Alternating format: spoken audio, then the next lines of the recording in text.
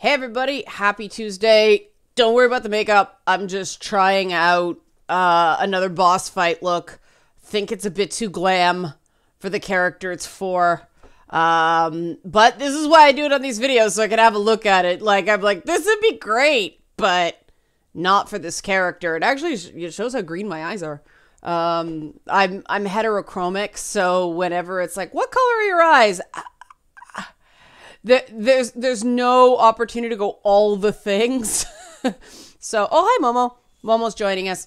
And I have a new Show Tunes version of the Patreon slate. Here we go. It's from one of my favorite musicals, musically, not the plot or subject matter, just the music. So, here we go. Ready?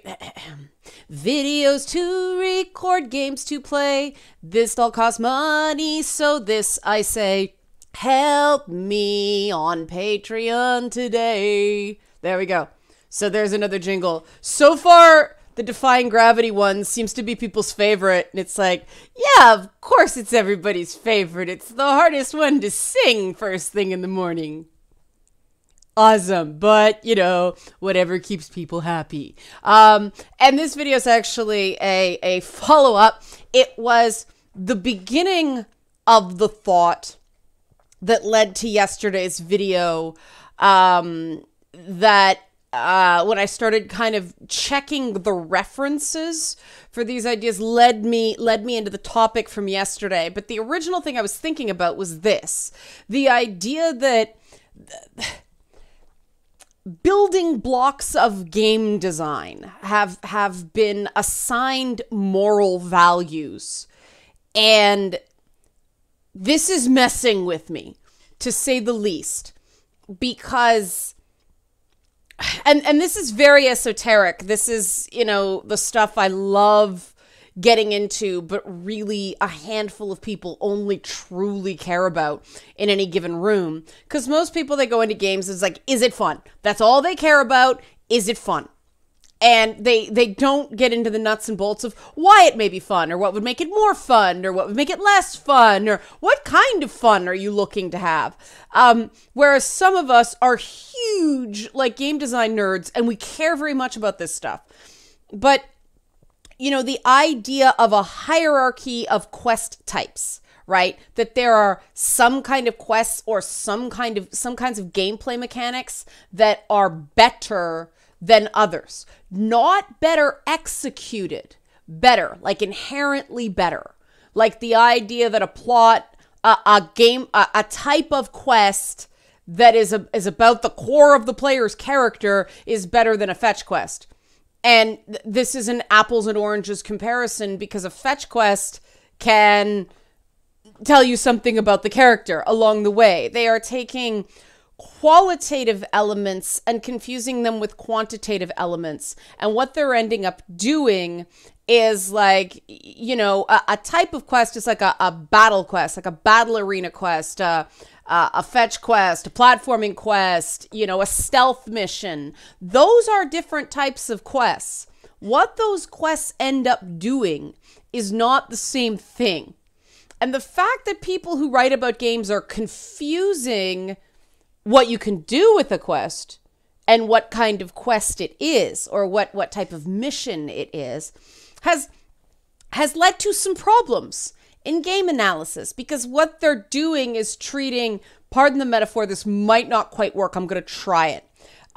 They're comparing different types of missions to different types of cars, right? And if you're comparing like and like, you can determine performance of a car and how many people a car can fit and how much horsepower and torque a car has, how good it is in things like snow, how safe it is versus how zoomy it is. That means fast, but zoomy sounded cooler. But that's not what these missions are. The types of missions they're talking about are comparing a motorcycle to a car to a boat to a plane. And if you need to go across the ocean, a Lamborghini ain't gonna do it, right? So this this idea of, battle royale quest good, or, time survival good, fetch quest bad. No, there is a place for a fetch quest. The problem with fetch quests is they were overused. And what does this sound like, right? What does this sound like? We can go right back to 2012 when tropes became inherently bad. Now, I'm not going to lay this completely at the feet of tropes versus women. They could have just been part of a trend that was already brewing, which I suspect, because if anybody who's had the misfortune to watch those videos, they're not at all original. They're just pulling from the ideas of different people and packaging them into 44-minute overlong 2-part monstrosities that repeat itself ad nauseum and say very little at the same time. That was harsh. What's going on with me this week? I don't know. I follow the facts. I report the facts. The facts are harsh this week. The fact is strong this week. Maybe it's the whole Baby Yoda thing. I don't know. But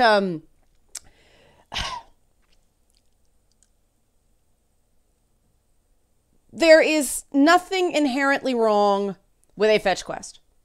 There is nothing inherently wrong with a damsel in distress excuse for a quest, right?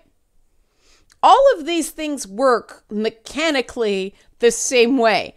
Go rescue the princess. Go collect this crystal. Same idea. There and back again. See how far it is. If you're wondering where that's from, when an uncle of mine wanted to get rid of us, he'd tell us to go there and back again, see how far it is. Meaning it was kind of a useless time waster.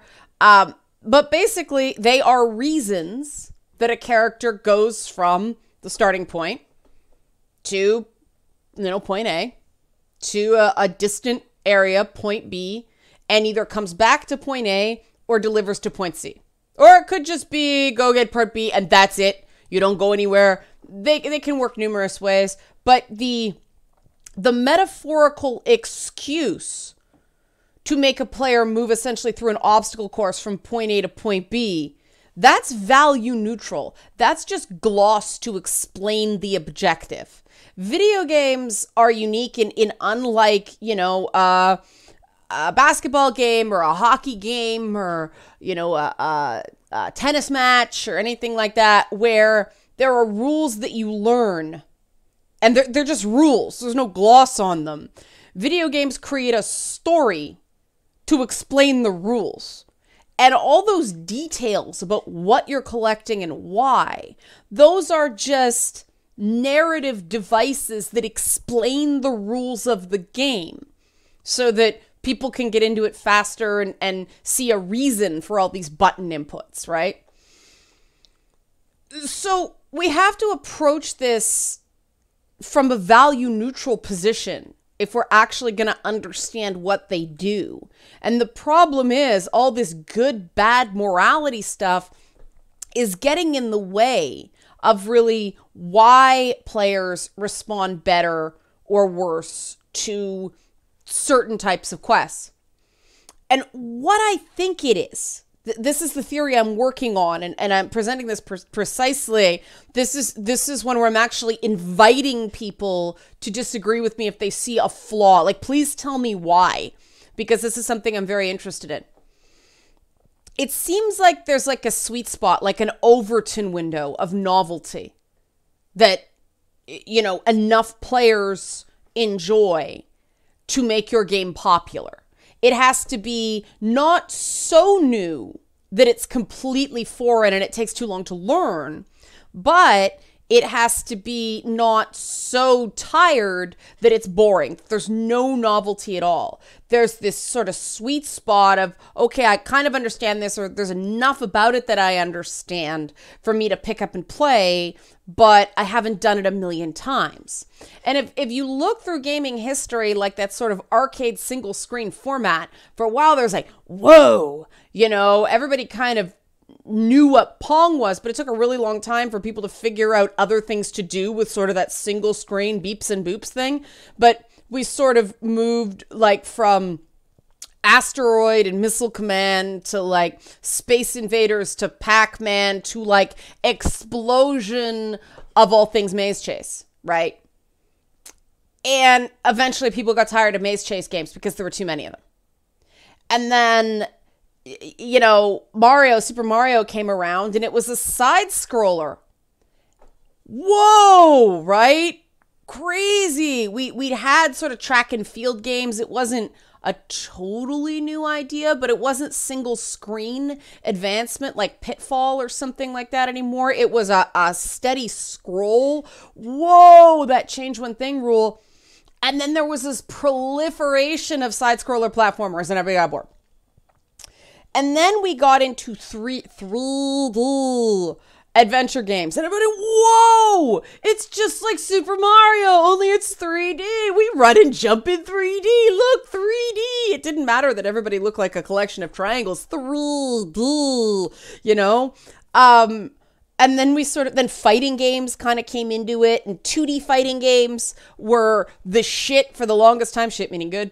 But then we got 3D in games like Battle Arena Toshinden and Tekken, and whoa, screw that 2D stuff now, 3D now, and then 2D came back, and it's all this sort of novelty, this evolution of novelty, right? And then we hit first-person shooters or Doom clones in the 90s.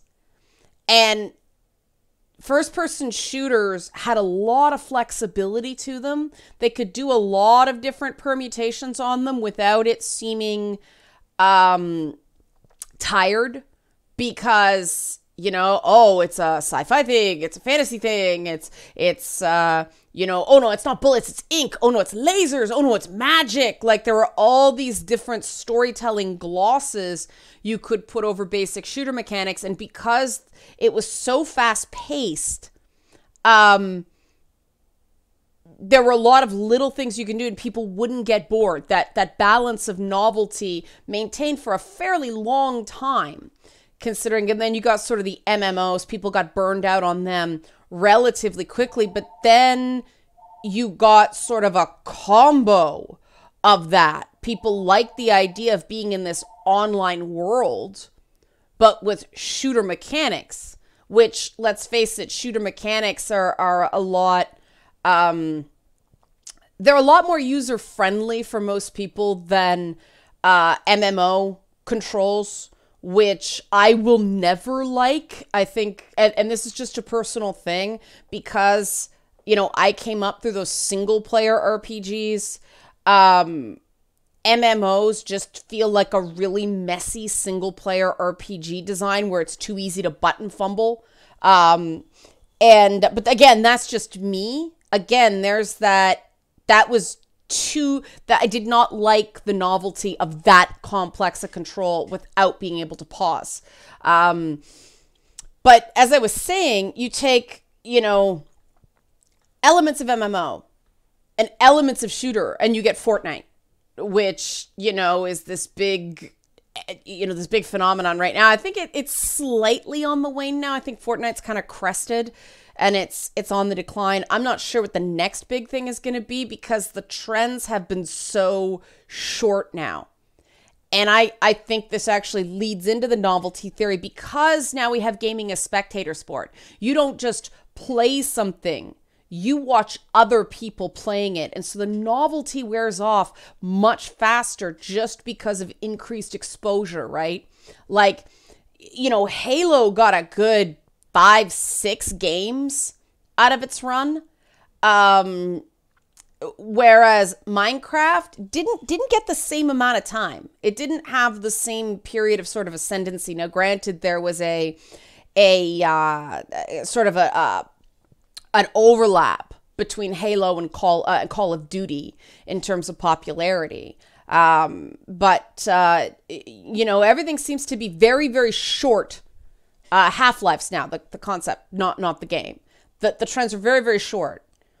And that really makes sense if you go into the sort of novelty window, right? The novelty Overton window, what is considered sort of the mainstream of novelty at any given time. It's cool, but not foreign. Like, it's cool, neat. Like, this is a new thing for me to discover, but it's not so foreign. I don't know what to do with it. And that window, you have less time now in the window because you get exposed to so much more of that content faster because of streaming and esports and all that stuff. Now, certain esports leagues have this core, right? Fighting games do this very, very well. People are good at a system.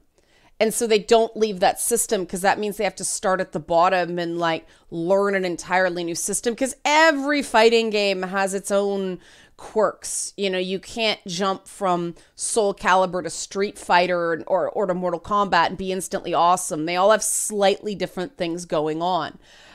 So people tend to stay with what they know because they're good at it, right? They don't want to start at the bottom. And now we hear, because you can only listen to that Drake song so many times. And there's an example of a song that everybody thought was cool, and then we heard it a million times. And things like fetch quests, things like Damsels in Distress, they are the overplayed pop tunes of video games, right? Nothing inherently wrong with them. Totally overused. Totally overused.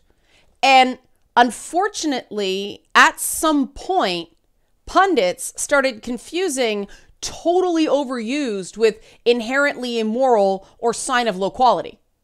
There's nothing about a fetch quest that indicates a game is of low quality or if it's somehow lazy game design. The whole idea of a fetch quest is go out and get me 6 apples knowing, you know, the orchard is full of hobgoblins. It's giving a player moral license to attack little, you know, Brian Froud style critters. Brian Froud's an artist, you know, Jim Henson Creature Shop, that sort of thing. That will not help you if you don't know who Brian Froud is. But like the blah, blah, blah, you know, blah, blah, blah, monsters. If you just go in and start slaughtering little green guys, you're kind of a bully. You know, you're kind of a jerk. But if they attack you first, well, you know, all's fair. Also, you being the one that gets attacked gives the player sort of an underdog feeling. It makes you feel more like a scrappy upstart and less of a bully. That's useful for some types of, you know, babe in the woods made hero kind of story, that sort of a loss of innocence going from this ingenue to this mighty warrior kind of arc. Now, some games don't need that, right? In Doom, no, you're a killer of time, space, and death. There are no... I mean, one could say there are fetch quests in Doom, but they usually involve a severed arm or an eyeball. You need to open a door. But you know what I mean? Like, normally the quests in an ultra-violent game like that are go into that room and kill all those guys. Okay? Why is go into that room and kill all those guys considered a more superior form of questing than go collect me 6 apples? It isn't. It's just different. And we're never gonna really get to a sophisticated level of analysis if people keep screwing these things up. If people keep confusing qualitative and quantitative, and people keep confusing morality versus quality of execution. Because there are some things you can argue in terms of morality of a given choice. You know, are microtransactions ethical at all? Well, some could say in a free-to-play game, yeah, because how else are you going to make money? Are excessive microtransactions in a game you played $80 for moral? Well, no, because you're not getting a complete game for $80. Like, there are moral discussions to be had. But again, that's use of a microtransaction, not microtransactions at all. And this is very important that we maintain this level of sophistication in our discussions about gaming, because it's good for games as a business, but it's also very good for games as it continues to legitimize as an art form. And I think that's what the people who are so down on Hideo Kojima are missing. That the fact that, you know, he's flirting with making movies and there's a very cinematic quality to the cutscenes in Death Stranding quite frankly, I don't know how else you do some of that stuff. I don't know how you deliver the emotion in those scenes any other way. I think it might have more to do that than any, inherent aspiration to make movies. But I think that the people that have a real problem with that dread at the idea of making movies that I mocked so heavily yesterday, is that gaming's disrupting the hierarchy of art, right? And this is a very interesting historical point, which is why it's very important to know your history if you're going to get into arts and culture at all. There was a time novels, books, fiction books were considered garbage literature, garbage junk, right? Poetry, verse, that was the classy stuff. Writing that didn't rhyme, this is garbage for the unwashed masses. Now people are just happy if their kids read anything, right? Comic books were considered junk for kids, right? The Penny Dreadfuls were considered junk for kids, junk for young men. Now, again, anything that gets somebody to read is considered a great thing. Like, it was kind of interesting when those Goosebumps novels came out. They were like the Dreadfuls reincarnated with a dropped age limit. It was fascinating to me. But then you got into the idea of the theater. And theater was high art. And there were strata in the theater, right? You had like ballet and opera at the top, and then you had like musicals and kind of vaudeville. Oh no, no.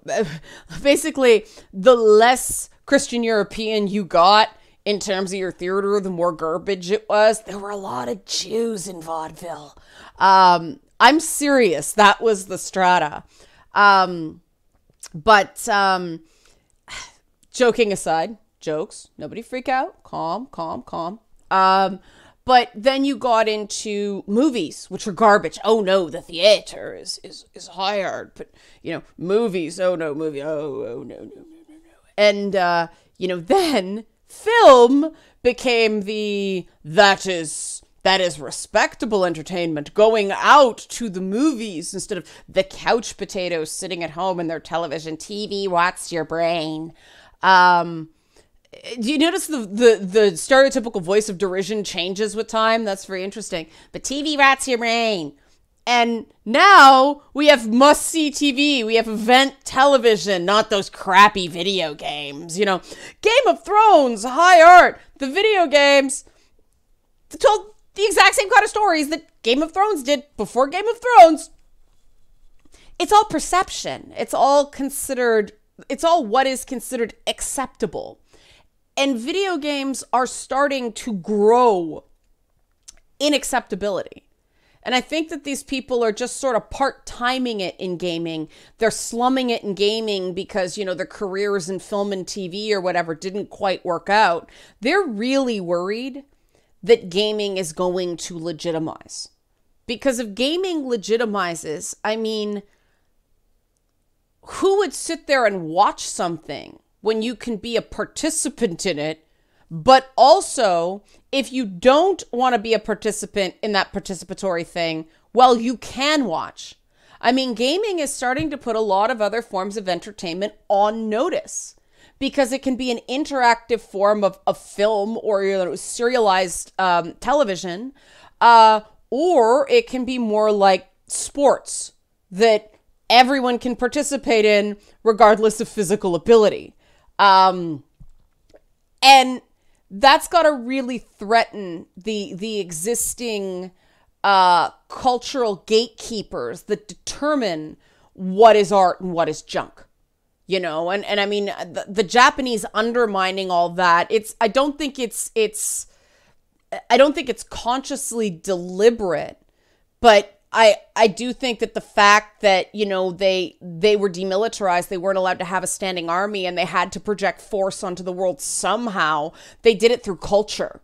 You know, they did it by making things people wanted to consume with interesting ideas, and they didn't put the limiters on their creators the same way that Westerners did. And they're so far ahead in terms of experiment that way that I imagine a great many people in you know, New York, California, Chicago are getting a little nervous about that, and the smart ones are sort of hitching their wagon to that phenomenon and doing things like Alita.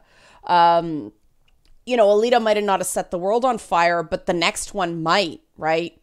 They're learning how to do these stories. But you know, people like Guillermo del Toro, even James Cameron, even though he drives me crazy, but they are going to adapt. Other people, if you're not open to the idea that Hollywood does not own cinema and America never owned video game stories, you know, if you're not on board with that, if you're not cool with that, you're going to get left behind. And a lot of people who have spent a lot of time sneering at people like Hideo Kojima, they're on the wrong side on this one, I believe.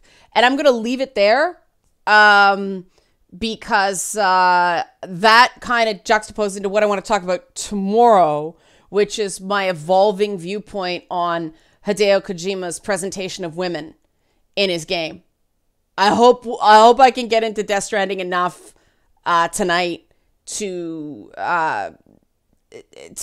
kind of be sure about this before I shoot my mouth off. But I'm seeing some patterns form that I find very curious. So that's going to be tomorrow. Hopefully join us on Twitch tonight for more Death Stranding if you're curious about the game. Until then, I can't bring myself to sing again. My throat's too sore. So help support this channel. Become a monthly patron. Patreon.com/LeannaK. Thanks for watching.